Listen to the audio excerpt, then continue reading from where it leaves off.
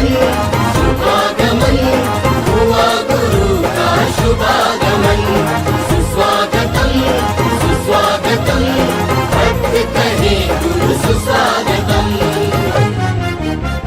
बड़े भाग्य से बड़े पुण्य से मिला गुरु का चातुर्मास। बड़े भाग्य से बड़े पुण्य से मिला गुरु का चातुर्मास। वर्षा योग में धर्म की वर्षा रचेगी एक स्वर्णिम इतिहास। तीन भुवन में सार बीत राग विज्ञानता शिव स्वरूप शिवकार नमो त्रियोग संहारिके। जय बोलो पंच परमेष्ठी भगवान की। आचार्य भगवान गुरु विराग सागर जी महामुनि राज की, चर्या श्रवणी आचार्य श्री विशुद्ध सागर जी महामुनि राज की, अहिंसा में विश्व धर्म की। ओम। महानुभाव, आकाश काल और आश्रव का स्वरूप अगले छंद में अपन जानने वाले हैं। 7 छंद हो चुके हैं, आज 8वां छंद है और 8वें छंद में आकाश काल और आश्रव का स्वरूप यहां पर बताया जा रहा है। सकल द्रव्य को बस जास में सो आकाश पिछानो।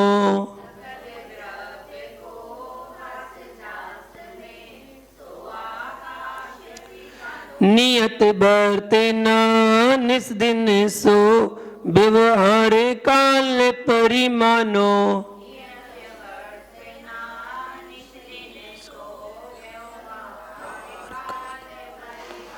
जियो अजीब अब आश्रव सुनिए मन बचे काय त्रियोगा।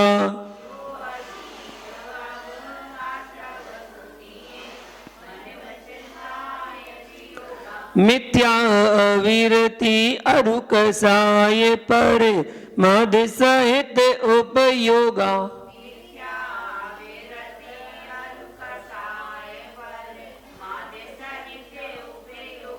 बोलिए एक बार। सकल द्रव्य को बास जास में सो आकाश पिछानो। नियत वर्तना निस दिन सो व्यवहार काल परिमानो। यो अजीब अब आश्रव सुनिए मन वच काय त्रियोगा। मिथ्या अविरति अरु कसाय पर माद सहित उपयोगा। यहाँ पर बता रहे हैं जास में मतलब जिसमें सकल द्रव्य को, सकल द्रव्य मतलब संपूर्ण द्रव्य का, वास मतलब निवास होता है, सो वह आकाश मतलब आकाश द्रव, पिछानो मतलब जानना चाहिए। ठीक है, जिसमें संपूर्ण द्रव्यों का निवास होता है सो वह आकाश द्रव्य जानना चाहिए। आगे देखें, वर्तना मतलब स्वयं पलटने और दूसरों को पलटाने वाला, वर्तना।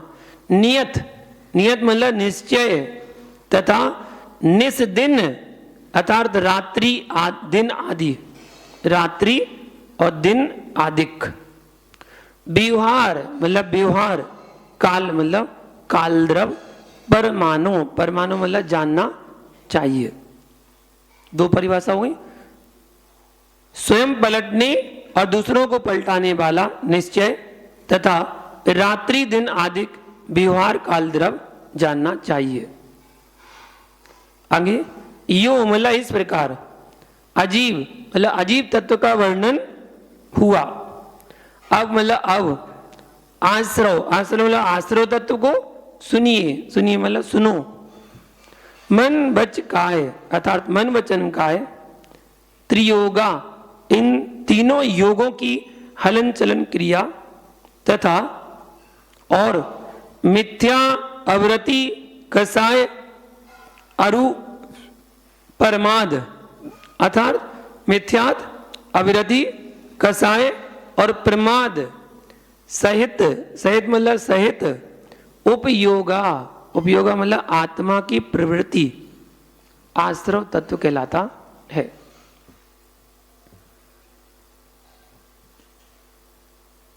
हो गया, ये हो गया जीव। अपन 7 तत्व के बारे में जान रहे हैं। सबसे पहले जीव के बारे में जाना, उसके बाद दूसरा तत्व था अजीव। तो अजीव के भेद कर दिए कि 5 द्रव अजीव कहलाती हैं, पुद्गल, धर्म, धर्म, आकाश, काल, उनका स्वरूप जाना। और फिर तीसरे नंबर पर आश्रव तत्व की व्याख्या यहाँ पर आई। तो एक लाइन में ही पूरी परिभाषा को संग्रहित कर दिया, एक लाइन में पूरी परिभाषा आ जाती है। जैसे आकाश द्रव किसे कहते हैं? तो समस्त द्रव्यों को अवकाश देने में जो समर्थ द्रव्य है उसको आकाश कहते हैं। यह समस्त द्रव्यों को अवकाश देता है, मतलब स्थान देता है रहने के लिए, ये आकाश द्रव है। जो आसमान में दिख रहा है नीला, नीला आसमान दिखता है, क्या यही आकाश द्रव है? नहीं, ये आकाश द्रव नहीं है। जो दिखता है वो तो पुद्गल है, रूपी है, वो पुद्गल है। अरूपी द्रव दिखता नहीं है। धर्म द्रव, अधर्म द्रव, आकाश द्रव, काल द्रव, जीव द्रव, ये सब अरूपी द्रव है। रूपी तो केवल एक द्रव है, वो है पुद्गल। तो जो नीला पदार्थ ऊपर आसमान में दिखता है वह तो पुद्गल वायुकाय है। आकाश तो एक अखंड सर्वव्यापी पदार्थ है, अमूर्त है, लोक अलोक में सब जगह व्याप्त है, अरूपी है। ना इसका कोई आकार है, ना इसका कोई रंग है। रंग, शब्द, संस्थान आदि ये तो सब पुद्गल की पर्याय हैं। इन सबको पुद्गल ही कहा जाता है। वो पुद्गल है, ना कि आकाश। नीला आकाश जो दिख रहा है वो पुद्गल वायुकाय है, जो हमें सामने नजर आता है। काल द्रव किसे कहते हैं? तो जो जीवादि द्रव्यों के परिणमन में सहकारी होता है वह काल द्रव है। यह काल द्रव रूप, रस, गंध, स्पर्श से रहित है, अर्थात निष्क्रिय है। काल द्रव के 2 भेद हैं, जैसा कि छंद में आपने पढ़ा, निश्चय काल और व्यवहार काल। सबसे पहले व्यवहार काल देख ले, क्योंकि व्यवहार काल में अपन जीते हैं। तो व्यवहार काल क्या कह जाता है? तो व्यवहार काल, काल द्रव्य की समय, सेकंड, मिनट, घंटा, घड़ी, दिन रात, माह, वर्ष आदि पर्यायों को व्यवहार काल कहते हैं। ये सब व्यवहार काल है। इतनी देर हो गई, इतने मिनट हो गए, ये हो गया, वो सब व्यवहार काल के अंतर्गत आते हैं। और निश्चय काल, वर्तना लक्षण वाले काल द्रव्य को निश्चय काल कहते हैं। ये निश्चय काल और व्यवहार काल हुआ। सबसे छोटी इकाई कौन सी है काल की? समय। काल की सबसे छोटी इकाई कोई है तो वो है समय। समय किसे कहते हैं? तो काल द्रव के सबसे छोटे हिस्से को समय कहते हैं, अथवा काल को मापने की सबसे छोटी कोई इकाई है तो उसको समय कहते हैं। 1 सेकंड में असंख्यात समय होते हैं। 1 सेकंड में असंख्यात समय होते हैं। अब सोचो समय कितना छोटा होगा। असंख्यात, संख्यात से ही बड़े। काल द्रव कितने हैं और कहां किस प्रकार स्थित है? तो लोकाकाश के जितने प्रदेश हैं उतने ही काल प्रदेश हैं, काल द्रव हैं। रत्नों की राशि की तरह पृथक पृथक रहते हुए लोकाकाश की एक एक प्रदेश पर एक एक कालाणु स्थित है। जितने प्रदेश लोकाकाश के उतने प्रदेश काल द्रव्य के भी पाए जाते हैं, ऐसा जानना चाहिए। तो आकाश द्रव हो गया और काल द्रव हो गया। और इनकी व्याख्या अपन द्रव्य संग्रह ग्रंथ में जानेंगे। जब पहला अध्याय द्रव्य संग्रह का पढ़ेंगे तो उसमें सब कुछ इनके बारे में पढ़ने मिलेगा। तीसरा जो तत्व है वो है आश्रव तत्व। तो आश्रव तत्व प्रारंभ हुआ तो आश्रव तत्व किसे कहते हैं? तो मन वचन काय की क्रिया योग है, वही आश्रव है। ठीक है, पुण्य पाप रूप कर्मों के आगमन के द्वार को आश्रव कहते हैं। जैसे नदियों के द्वारा समुद्र प्रतिदिन जल से भर जाता है, वैसे ही मिथ्या दर्शन आदि स्रोतों से कर्म आते हैं, अर्थात निरंतर कर्म आते रहते हैं। आश्रव हो रहा है, कर्मों का आना आश्रव कहलाता है। वो आश्रव कितने प्रकार का? 2 प्रकार का। नहीं, कौन सा आश्रव? नहीं, वो तो बात की बात है। ईर्यापद आश्रव 2 प्रकार का होता है, एक तो द्रवाश्रव और दूसरा भाव आश्रव। तत्पार सूत्र में शुभ तथा अशुभ आश्रव भी कहा है, तथा इंद्रिय कषाय, अव्रत और 25 क्रिया रूप भेद भी कहे हैं, लेकिन मुख्य रूप से आश्रव को द्रव्य आश्रव और भाव आश्रव रूप कहा गया है। शुभ तथा अशुभ आश्रव के भी लक्षण बताए गए हैं। शुभ तथा अशुभ आश्रव, शुभ तथा अशुभ मन वचन काय के निमित्त से होता है। हमारा मन वचन काय की क्रिया जैसी होती है वैसे ही शुभ अशुभ होता है। हिंसा, झूठ, चोरी, कुशील आदि में प्रवृत्ति, ये क्या है? अशुभ। अशुभ कायाश्रव, अशुभ का आश्रव, और इनकी निवृत्ति शुभ का आश्रव। निवृत्ति शुभ का आश्रव और प्रवृत्ति अशुभ का आश्रव। यह बता रहे कठोर गाली, चुगली आदि रूप से परवादक वचनों की प्रवृत्ति, ये वाचनिक आश्रव है। कैसे हो गया? ये वचन से हो रहा है, अशुभ आश्रव। और इनसे निवृत्ति वाचनिक शुभ आश्रव हो गया। अब मन से मिथ्या श्रुति, ईर्षा, मात्सर्य, षड्यंत्र आदि इन रूप से मन की प्रवृत्ति, ये मानस शुभ आश्रव है। और निवृत्ति कह दो तो मानस शुभ आश्रव कहा जाता है। तो तीनों ही शुभ आश्रव अशुभ आश्रव मन वचन काय से होते हैं। मन में सोचने से, वचन से बोलने से और काय से करने से। अब द्रव आश्रव भाव आश्रव के बारे में जो वर्णन आया है उसकी परिभाषा जानते हैं। नए चक्र के अनुसार द्रव आश्रव किसे कहते हैं?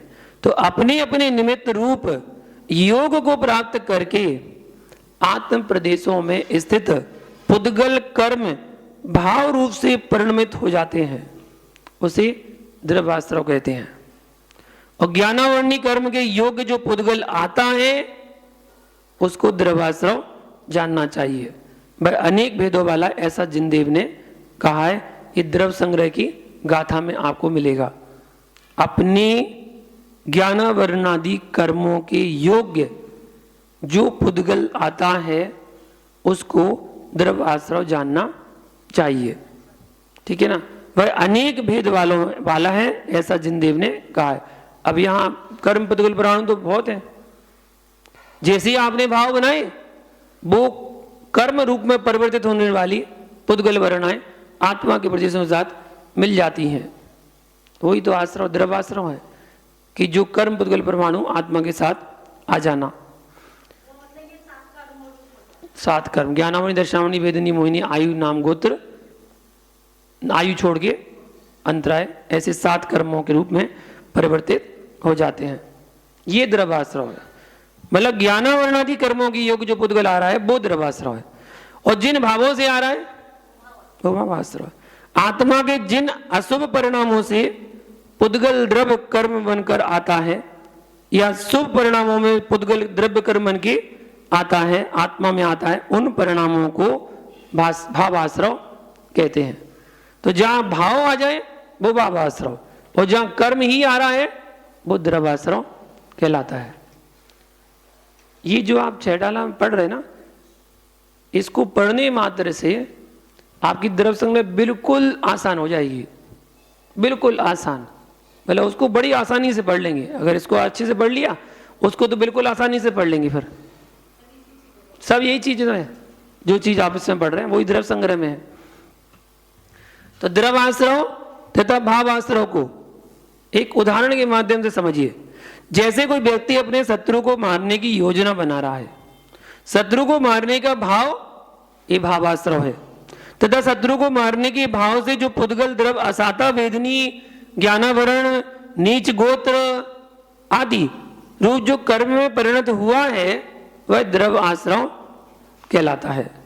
कोई पुरुष जिनेंद्र प्रभु की पूजा विधान की योजना बना रहा है, पूजा की भावना भावाश्रव है, और पूजा के भाव से जो साता वेदनी, उच्च गोत्र, शुभ नाम कर्म आदि कर्म रूप में परिणत हुआ पुद्गल द्रव्य है, वह द्रव्य आश्रव कहलाता है।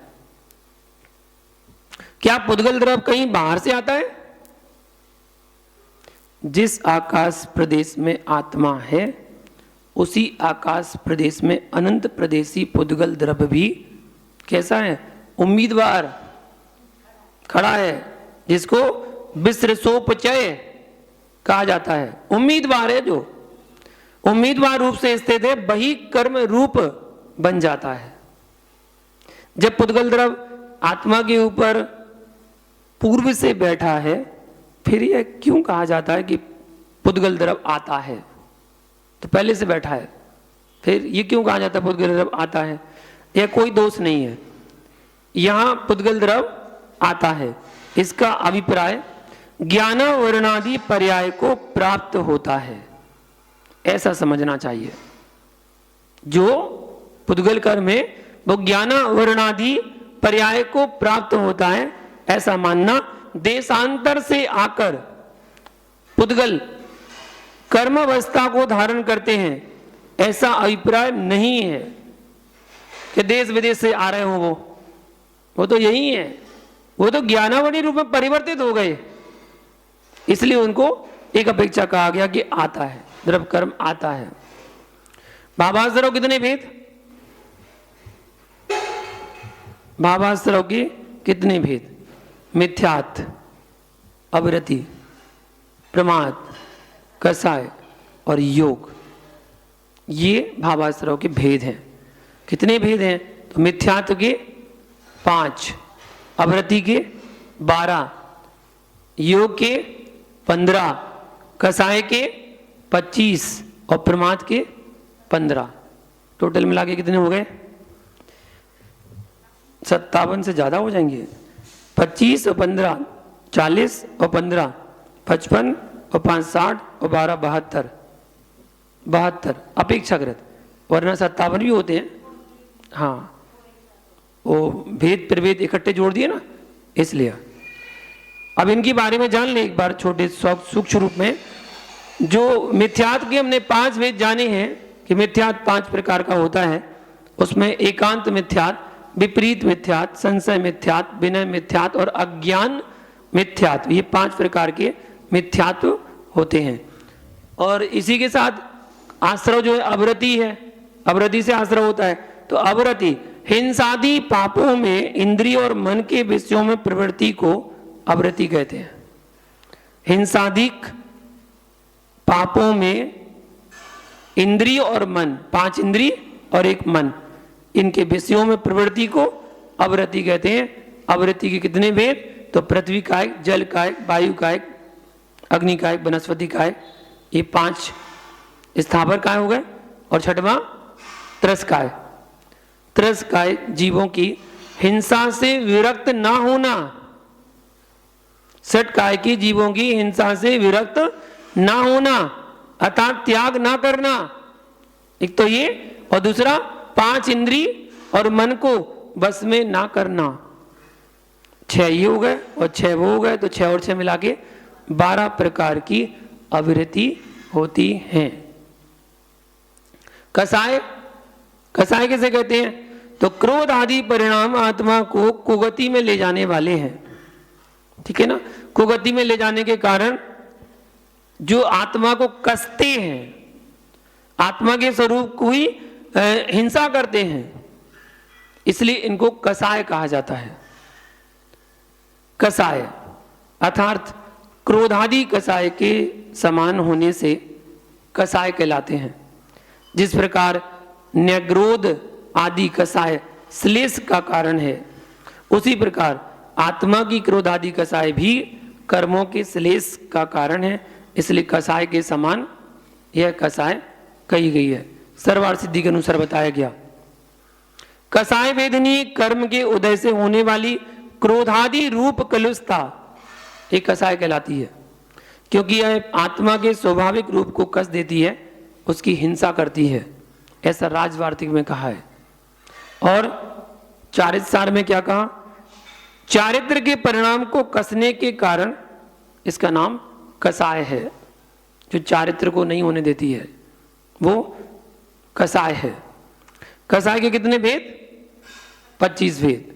अनंतानुबंधी के 4, अप्रत्याख्यान के 4, प्रत्याख्यान के 4 और संजलन के 4। इस प्रकार 4 मिला के ये 16 हो जाती हैं।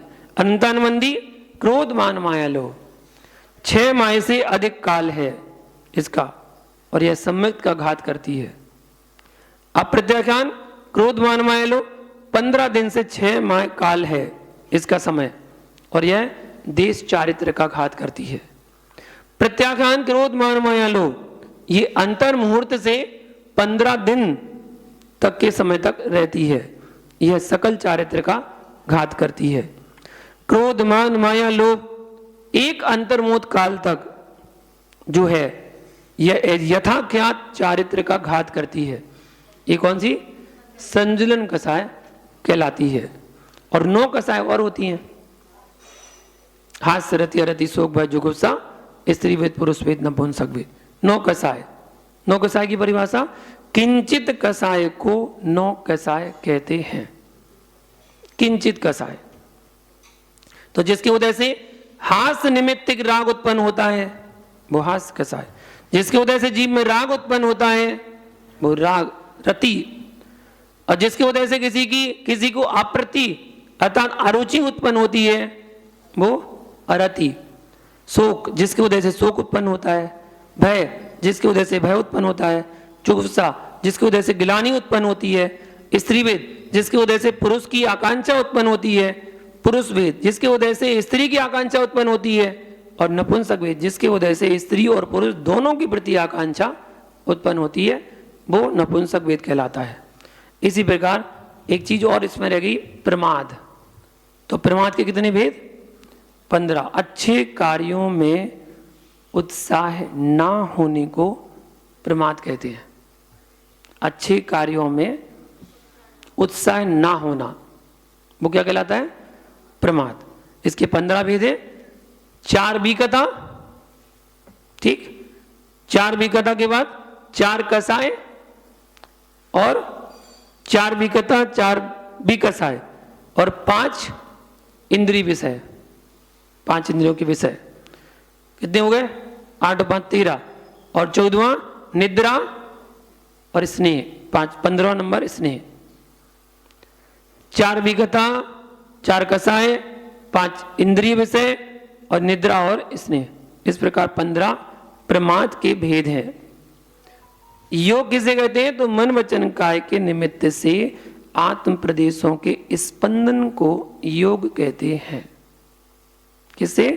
मन वचन काय के निमित्त से आत्म प्रदेशों के स्पंदन को योग कहते हैं।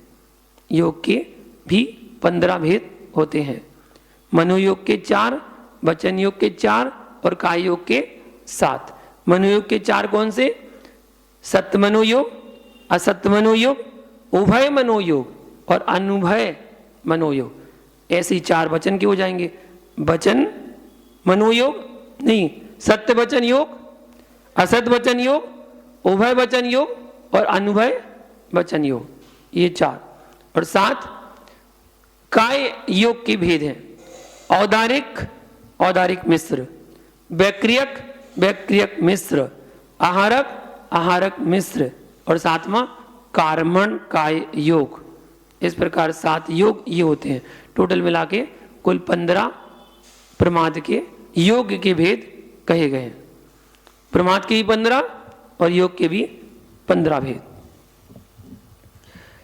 अब आगे वाला छंद अपन जानते हैं, जिसमें आश्रव त्याग का उपदेश और बंध संबंध निर्जरा इनका लक्षण दिया जा रहा है। 4 लाइन और 4 बातें। ये ही आत्म को दुख कारण ताते इनको तजिए,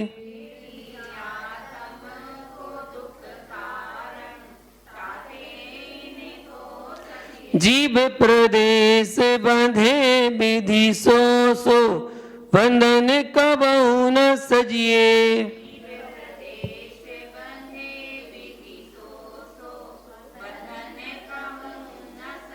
समदम ते जो कर्म न आवे सो संबर आदरियो।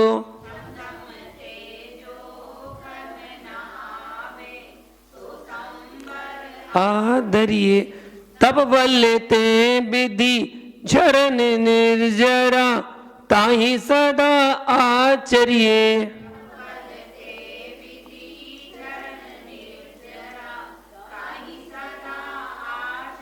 बोलिए यही आत्म को दुख कारण ताते इनको तजिए। जीव प्रदेश बंधे विधि सो सो बंधन कबहु न सजिए। समदम में तो कर्म न आवे सो संबर आदरिये। तप वल्लते विधि झरन निर्जरा ताहि सदा आचरिये। यहाँ पर बता रहे हैं यही मतलब ये मिथ्यात आदि जो ऊपर वाले में पढ़े वो ये मिथ्यात आदि ही आत्म को मतलब आत्मा के दुख कारण अर्थात दुख के कारण ताते दुख के कारण हैं। ताते मतलब इसलिए इनको मतलब इन मिथ्यात आदि को तजिए छोड़ देना चाहिए। जीव प्रदेश मतलब आत्मा के प्रदेशों का विदिशों मतलब कर्मों से बंधे मतलब बंधना बंधन अर्थात बंध कहलाता है। आत्मा के प्रदेशों का कर्मों से बंधना बंध कहलाता है। सो मतलब वह बंध कबहू मतलब कभी भी ना सजिए नहीं करना चाहिए। कभी भी नहीं करना चाहिए। सम मतलब कसायों का उपशम और दम मतलब इंद्रिय और मन का दमन मतलब विजय। इंद्रिय और मन की विजय। ते मतलब से कर्म ना आवे अर्थात कर्म नहीं आना। संबर ताही संबर मतलब संबर तत्व ताही मतलब संबर तत्व है। ताही मतलब उस क्या संबर का वर्णन चल रहा है। उस संबर को आदरिये मतलब ग्रहण करना चाहिए। ऐसे संबर को ग्रहण करना चाहिए। तप बल मतलब शक्ति तप मतलब तप की शक्ति से विधि मतलब कर्मों का झरन मतलब एक देश झड़ जाना। कर्मों का एक देश झड़ जाना निर्जरा अर्थात निर्जरा कहलाती है। ताही मतलब उस निर्जरा को सदा मतलब हमेशा आचरिये प्राप्त करना चाहिए। हाँ यहां बता रहे हैं आत्मा को दुख देने वाला कौन है? मिथ्यात, अवरति, प्रमाद, कसाय, योग आत्मा के दुख देने वाले हैं। इसलिए इनका त्याग करना चाहिए। आश्रय को कैसे त्याग करें? मिथ्यात्व को त्याग कर सम्यक को ग्रहण करें। मिथ्यात्व को छोड़कर सम्यक को धारण करें। अवरति को दूर करने के लिए महाव्रतों को धारण करें। प्रमाद को दूर करने के लिए अच्छे कार्यों में उत्साह रखें। कसाय को दूर करने के लिए उत्तम क्षमा आदि धर्म धारण करें। और समिति गुप्ती से योगों को सम्यक प्रकार से गोपन करें। मतलब पांचों के बारे में अलग अलग बताया किस प्रकार आप आश्रय का त्याग कर सकते हैं। किसका? समदम मतलब समन, दम मतलब दमन। सम मतलब समन और दम मतलब दमन। सम मतलब समन कसायों का समन, दम मतलब दमन इंद्रियों और मन का दमन। हाँ इंद्रियों का दमन वो कहलाता समदम। ठीक है ना। तो ज्ञानी विचारता है कि मैं निश्चय से पृथक हूं, शुद्ध हूं, ममता रहित हूं, ज्ञान दर्शन से पूर्ण हूं। ऐसे स्वभाव में स्थित उसी चैतन्य अनुभव में लीन हुआ मैं इन क्रोधादि समस्त आश्रवों को क्षय कर देता हूं।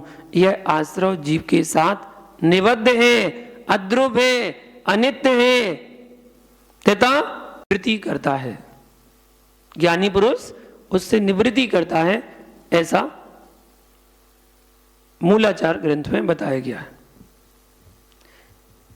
आश्रव को तजने से क्या लाभ है? आश्रव को तजने से क्या लाभ? यह जीव जैसे जैसे आश्रव से निवृत्ति होता जाता है वैसे वैसे विज्ञान धन स्वभाव को होता जाता है। जितना आश्रवों में सम्यक निवृत्त हुआ है उतना विज्ञान धन स्वभाव उसका होता है। आत्मज्ञान धन स्वभाव होने का तात्पर्य है आत्मज्ञान में स्थिर होता जाना। जो अपने आत्मज्ञान में स्थिर होता जाता है वैसे वो आश्रव से निवृत्त होता जाता है, छूटता जाता है। ये आश्रव तत्व के बारे में बताया। बंध के बारे में बता रहे हैं। बंध किसे कहते हैं?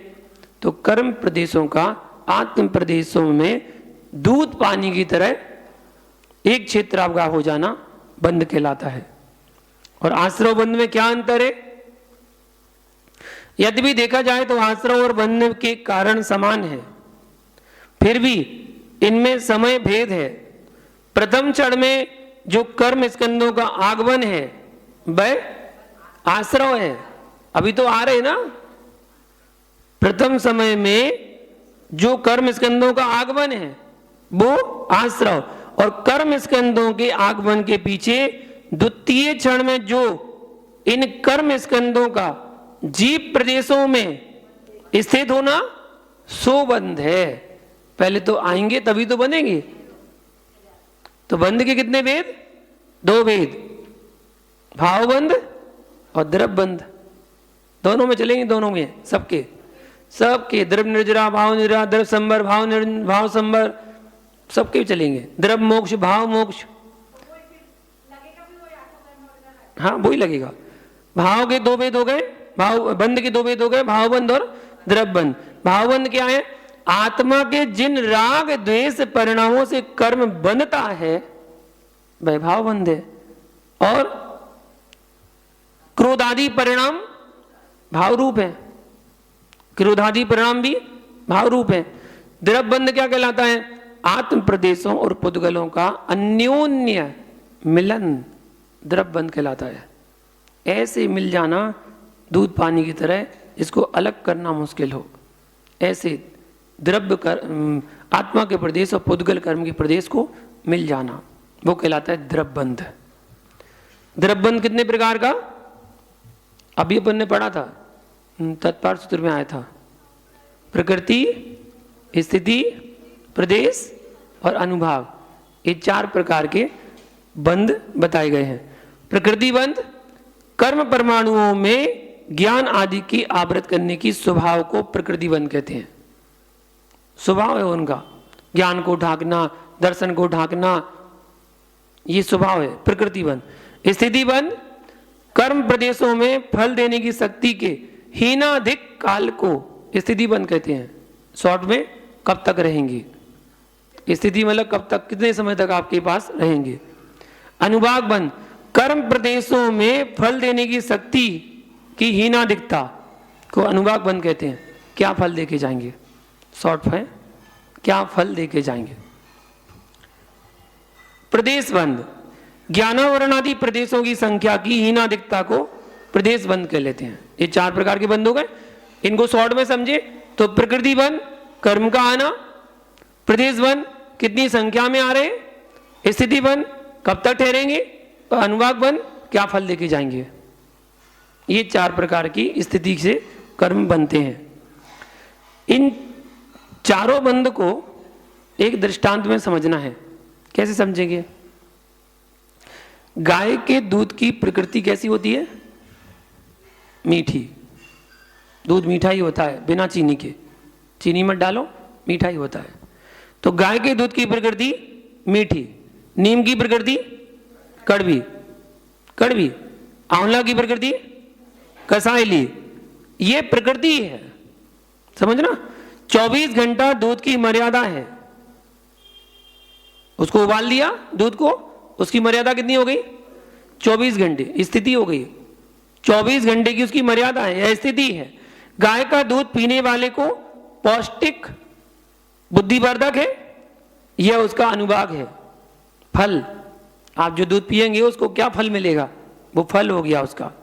और दूध का परिणाम 1 किलो है, ये उसका प्रदेश हो गया। कितना है? आधा किलो, 1 किलो, 2 किलो, ये उसका प्रदेश हो गया। तो एक ही दृष्टांत में आप चारों प्रकृति, प्रदेश, स्थिति, अनुभाग बंध को जान सकते हैं। 4 प्रकार का बंध किससे होता है? प्रकृति और प्रदेश बंध, प्रकृति और प्रदेश बंध किससे होता है? योग से। प्रकृति और प्रदेश बंध योग से, और स्थिति और अनुभाग बंध कसाय से। आप कितनी कसाय में बंध बांध रहे हैं, वो उतने समय के लिए बंध रहा है। आपकी निम्न कसाय है, छोटे समय के लिए बंध रहा है। तीव्र क्रोध कसाय है, तीव्र कसाय के साथ है, वो ज्यादा बंधेगा और ज्यादा फल देके जाएगा। तो स्थिति और अनुभाग बंध किससे होता है? कसाय से। और प्रकृति और प्रदेश बंध योग से, मन वचन का योग से। इस प्रकार इसको जानना चाहिए। बंध पदार्थ किस प्रमाण का विषय है? यह बंध अवधि ज्ञान, मनःप्रय ज्ञान और केवल ज्ञान रूप प्रत्यक्ष प्रमाण गम्य है। इन ज्ञान वाले जीवों द्वारा उपदिष्ट आगम से अनुमेय है। मतलब आप नहीं जान सकते इसको, आप इसको नहीं समझ सकते, लेकिन अवधि ज्ञान, मनःप्रय ज्ञान, केवल ज्ञान आपा जो ज्ञान वाला है वो उसको प्रत्यक्ष प्रमाण गम्य वो जान सकते हैं, वो बता सकते हैं किसको कैसा बंध हो रहा है, कितना बंध हो रहा है, उनका ज्ञान है, वो जान सकते हैं। लेकिन मति ज्ञान, श्रुत ज्ञान वाला उसको नहीं जान पाता है। ऐसा सर्वार सिद्धि में कहा है। बंध का कारण क्या है? उदय को प्राप्त ज्ञानावरण आदि मूल उत्तर प्रकृति के भेद अपने अपने शुभ और अशुभ फल देकर झड़ जाते हैं। रागादि परिणाम ना होने के कारण बंध नहीं करते हैं, परंतु जो उदय को प्राप्त कर्मांशों में मोही, रागी, द्वेषी होता है वह बंध को प्राप्त होता है। इसलिए कि ज्ञान बंध का कारण नहीं, ना ही कर्म का उदय बंध का कारण है, किंतु रागादि ही बंध का कारण होता है। कोई कर्म आपका उदय में आया, अपना समय लिए हुए था कि इतनी स्थिति है, उतनी स्थिति में उदय में आएगा और वो झड़ जाएगा, समाप्त हो जाएगा। उदय में आया और फल देकर अपना झड़ जाएगा। लेकिन उस फल देने की स्थिति में आपने पुनः नवीन कर्म का बंद कर लिया। आपने अपने परिणाम मोही, रागी, द्वेषी ऐसे परिणाम करके और नवीन कर्मों का बंद कर लिया। तो ज्ञान बंध का कारण नहीं है, ना ही कर्म का उदय बंध का कारण है, किंतु रागादि ही बंध का कारण है। पुण्य के उदय से धन संपत्ति मिली है, पैसा मिला है, रुपया, पैसा, घर, परिवार सब किससे मिला है? पुण्य के उदय से मिला है। उसको भोगना ना भोगना वो आपके ऊपर है। वो आपको जबरदस्ती थोड़ी कह रहा भोगो, पुण्य का उदय था जो आपको मिला है। अब भोगना ना भोगना वो तो आपके ऊपर निर्भर करता है कि आपको भोगना कि नहीं। अब पुण्य का बल तो भगवान अरिंद को भी मिला है। अरिंद को मिला कि नहीं? विभूति मिली, अष्टप्रातिहार मिले, समूषा मिला, ये सब क्या है? पुण्य का फल है। अब वो नहीं भोग रहा है, उसको मिला तो है, पुण्य का उदय है, वो तो मिलेगा, पुण्य का उदय तो मिलेगा। अब भोगना ना भोगना वो तो आपके ऊपर है। भगवान तो अधर में है, सिंहासन में भी अधर में, 4 अंगुल अधर में बैठे हैं, तो उसको नहीं भोग रहे हैं। तो ऐसा ही आपके पास जो धन संपत्ति, रुपया, पैसा, वो पुण्य के उदय से जो आपको मिला है, उसको भोगना ना भोगना वो तो आपके ऊपर है। किसने कहा आपसे उपास करो? 56 प्रकार के व्यंजन बने हैं घर में, सबके लिए तो बने हैं, खाओ। लेकिन नहीं, आप कह रहे हैं आज तो हमारा उपास है, आज तो हम बिल्कुल नहीं खाएंगे, आज हमारा त्याग है। तो उसमें फल रूप में भोगना ना भोगना वो तो तुम्हारे ऊपर है। समझ में आ रहा? तो ज्ञान बंध का कारण नहीं है और ना ही कर्म उदय बंध का कारण है। बंध का कारण तो रागादि रूप परिणाम है। यदि रागादि बंध का कारण है, फिर औदयिक भाव बंध का कारण है, यह कथन व्यर्थ होगा। ठीक है, समाधान, औदयिक भाव रागादि के कारण होते हैं, किंतु मोह के उदय सहित होने पर ही, जब जीव द्रव्य मोह का उदय होने पर भी शुद्धात्म भावना के बल से भाव मोह रूप पर से परिणमन नहीं करता है, तो बंध नहीं होता। यदि कर्मोदय मात्र से बंध होगा तो संसारी जीव के सर्वदा ही कर्म का उदय विद्यमान होने के कारण सदा ही बंद होता रहता, मोक्ष कभी ना होता। अगर कर्म उदय में आया और बंद हो रहा है तो फिर उसका हमेशा ही बंद होता रहेगा। कर्म उदय में आया, आपकी इच्छा है, आपकी इच्छा, आपने तब करके उसको खत्म कर दिया, आपने उसको नहीं भोगा, आपने छोड़ दिया उसको, तो बंद, अगर उसमें राग देश आपके कोई परिणाम नहीं है, असाधा वेदनी कर्म उदय आया और आपने उसको समता भाव से सहन कर लिया, ठीक है, दुख आया है, संकट आया है, पीड़ा हुई है, चोट लग गई है, फोड़ा फुंसी हो गई है, खून आ गया है, रो क्यों रहे हो? रोने से ठीक हो जाएगा क्या? आप चिल्ला चिल्ला के रो लो, ठीक हो गई नहीं। अगर ठीक होता रोने से, चिल्ला लो खूब, हो जाएगा ठीक। नहीं, अब उसमें राग देश हो रहा है। राग देश कैसा? जिसकी वजह से आपको चोट लगी उससे द्वेष हो रहा है, और जो आपकी पट्टी कर रहा है उससे राग हो रहा है ना। और कोई कोई तो व्यक्ति को पत्थर, कोई जैसे ठोकर लग गई ना, उस पत्थर कोई मानने शुरू कर देंगे, हाँ, उसको पटकेंगे, गुस्से में पटकेंगे और गुस्से में पटक देंगे उसको, गुस्से में, उससे क्या पुतगल पे क्या गुस्सा उतार रहे हो? वो तो पड़ा है, किसी ने तो डाला होगा उसको, वो तो पड़ा था, तुम देख के चलते अपने। इसलिए अब है, बंद हो गया संबर। बस संबर के बारे में जाने। संबर, संबर किसे कहते हैं? तो कसायों के समन और इंद्रियों के दमन से कर्म रुक जाना संबर कहलाता है। कसायों का समन और इंद्रियों का दमन करने से जो कर्म आ रहे थे, आश्रय हो रहा था, उनका रुक जाना संबर कहलाता है।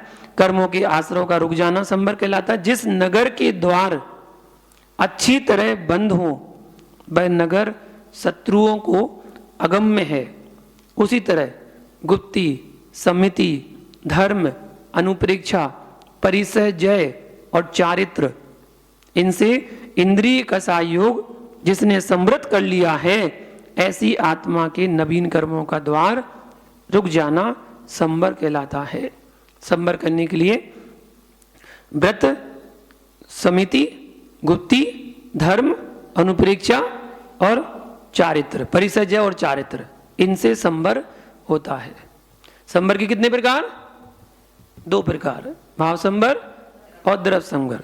इसी संबर तत्व को आगे अपन कल देखेंगे, संबर के बारे में, निर्जरा के बारे में, और निर्जरा का पूरा वर्णन कल देखेंगे। उसके बाद मोक्ष का लक्षण पढ़ेंगे। आज का समय आज के लिए इतना ही। जय बोलो शांतिनाथ भगवान की।